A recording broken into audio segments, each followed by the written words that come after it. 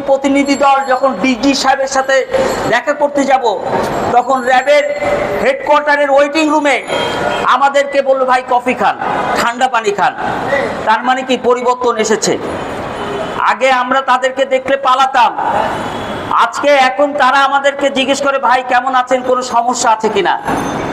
আমরা চাই বাংলাদেশের শেষ দিন পর্যন্ত, পৃথিবীর শেষ দিন পর্যন্ত বাংলাদেশের আইন শৃঙ্খলার এমন পরিবর্তন আমরা চাই। আমরা চাই বাংলাদেশের মানুষকে রাষ্ট্রীয় কাঠামোর মধ্য দিয়ে, আমরা দেখেছি গতকালকে আমাদের প্রধান উপদেষ্টা 6টি বিভাগের সংস্কারের জন্য 6 জনকে নিয়োগ দিয়েছে। নির্বাচন কমিশনের সংস্কারের জন্য সুজনের বদিউল আলম মজুমদারকে দিয়েছে। আমরা তাদেরকেও স্বাগত জানাই। এবং ইফতেখারুজ্জামান থেকে শুরু করে আমরা দেখেছি সেই তালিকায় ডক্টর স্বাধীন মালিক রয়েছে।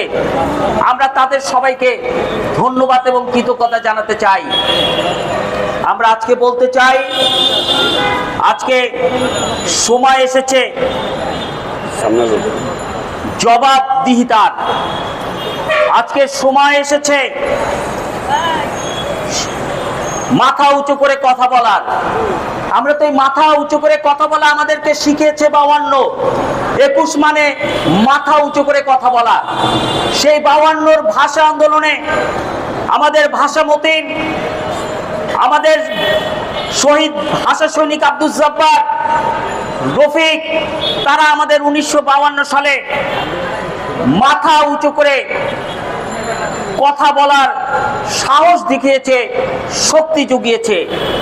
আমাদের মহান মুক্তিযুদ্ধ 71-এ আমরা বুক পেতে আমাদের শহীদরা রক্তাক্ত হয়ে শহীদ হয়ে একটি বাংলাদেশ, একটি সার্বভৌমত্ব বাংলাদেশ তারা উপহার দিয়েছে।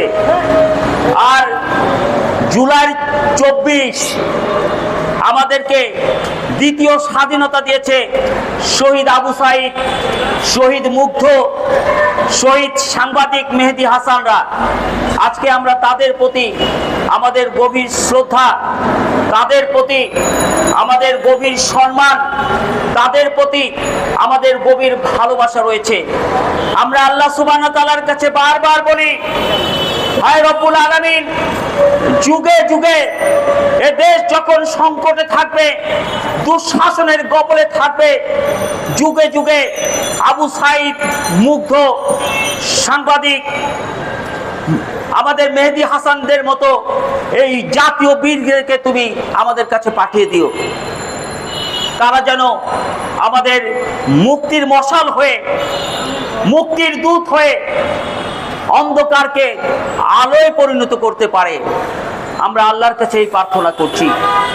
আমরা আল্লাহর কাছে এই প্রার্থনা করছি, শহীদ সালাউদ্দিন কাদের চৌধুরীকে যারা সেদিন পরিকল্পিতভাবে, নৃশংসভাবে হত্যা করেছে, তাকে ফাঁসির কাস্টে ঝুলিয়ে, তাকে তার মৃত্যু নিশ্চিত না হওয়া পর্যন্ত তাকে কষ্ট দিয়েছে, সেই সমস্ত দোসররা, সেই সমস্ত খুনিরা, খুনি শেখ হাসিনার নেতৃত্বে, তাদেরকে আজকে বিশেষ ট্রাইব্যুনালে আনার জন্য আজকে আমরা দাবি করছি।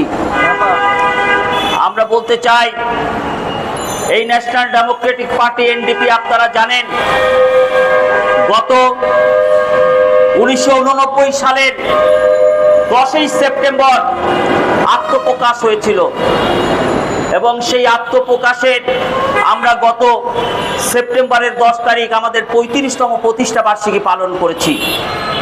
আমরা এবার প্রতিষ্ঠা বার্ষিকীতে আপনারা দেখেছেন আমরা কোনো জাঁকজমক কোনো অনুষ্ঠান করিনি। আমরা এই কারণেই করিনি, আমাদের হৃদয়ে এখনো রক্তক্ষরণ চলছে, আমাদের হৃদয়ে এখনো লাশের গন্ধ আমরা পাচ্ছি। 24শে জুলাই এখনো অনেকে হাসপাতালে চিকিৎসাধীন, প্রতিদিনই কেউ না কেউ মৃত্যুবরণ করছে।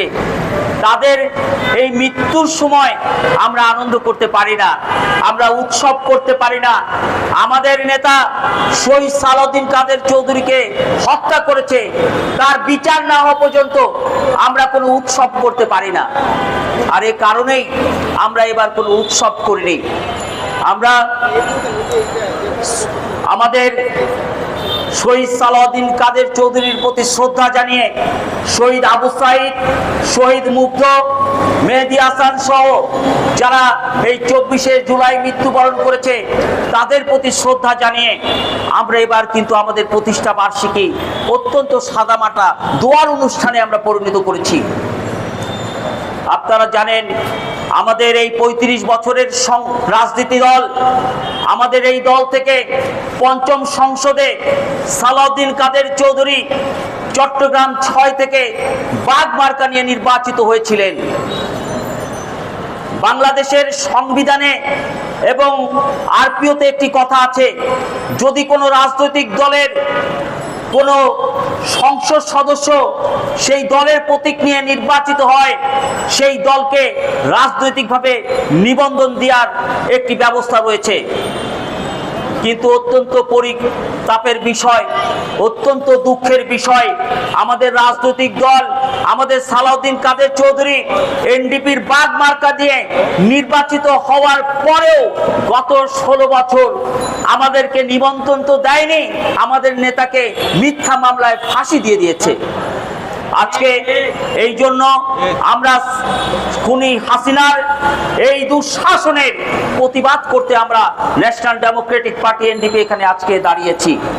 প্রিয় বন্ধুরা, আমরা আশা করছি আপনারা যারা আমাদের পাশে সংহতি প্রকাশ করে দাঁড়িয়েছেন, আমাদের পাশে একজন বর্ষিয়ান সাংবাদিক আবু তোহা রয়েছে, আমাদের এনডিপির দপ্তর সম্পাদক আমাদের কামাল ভাই সহ আজকে যারা আপনারা সংহতি প্রকাশ করেছেন, কিছুক্ষণের মধ্যেই আমাদের এনডিপির চেয়ারম্যান খন্দকার গোলাম মুর্তজা সহ আমাদের অন্যান্য জাতীয় নেতৃবৃন্দ এসে উপস্থিত হবেন। আমরা আশা করছি যে আমাদের চেয়ারম্যান তিনি আজকে জাতির উদ্দেশ্যে আমাদের এই মানববন্ধনে গুরুত্বপূর্ণ বক্তব্য রাখবেন এবং তার এই বক্তব্যের মধ্য দিয়ে আমরা আমাদের নতুন কর্মসূচি আমরা ঘোষণা করব। আমরা শুধু একটি কথাই বলতে চাই, জয়কালে ক্ষয় নাই আর মরণকালে ওষুধ নাই। আপনারা জানেন যে বাংলাদেশে একবার এক বিদেশি পর্যটক এসেছিল। তিনি এসে বাংলাদেশের অনেক কিছু দেখার পর তার শখ হলো বাংলাদেশের পাগল দেখবেন। তা আপনারা জানেন তো বাংলাদেশের পাগল সেই পাবনা হেমায়তপুরে থাকে। সেই বিদেশি পর্যটক সেই পাবনা হেমায়তপুরে চলে গেলেন, গিয়ে দেখলেন পাগলাগারোতে অজস্র পাগল রয়েছে। হঠাৎ করে একটি খাঁচার মধ্যে এক পাগল বলছে, লাইলি তুই আমারে খাইলি। কিছুক্ষণ পর আরেকটা খাঁচার কাছে আরেকটা পাগল বলছে, লাইলি তুই আমারে খাইলি। তখন ওই লোকটা অবাক হয়ে গেছে। সে ওইখানকার যে তত্ত্বাবধায়ক তার কাছে জিজ্ঞেস করছে, ভাই ঘটনা কি, সব পাগল একই কথা বলছে কেন? তখন ওই তত্ত্বাবধায়ক বললেন, প্রথম লাইলি যে ব্যক্তি লাইলিকে পেয়ে পাগল হয়ে গিয়েছিল, আর দ্বিতীয় ব্যক্তি লাইলিকে না পেয়ে পাগল হয়ে গিয়েছিল। সংগ্রামী বন্ধুরা, গত 16 বছর খুনি হাসিনা ক্ষমতা পেয়ে পাগল হয়ে গিয়েছিল, আর এখন ক্ষমতা ছেড়ে পালিয়ে গিয়ে তিনি পাগল হয়ে গেছেন।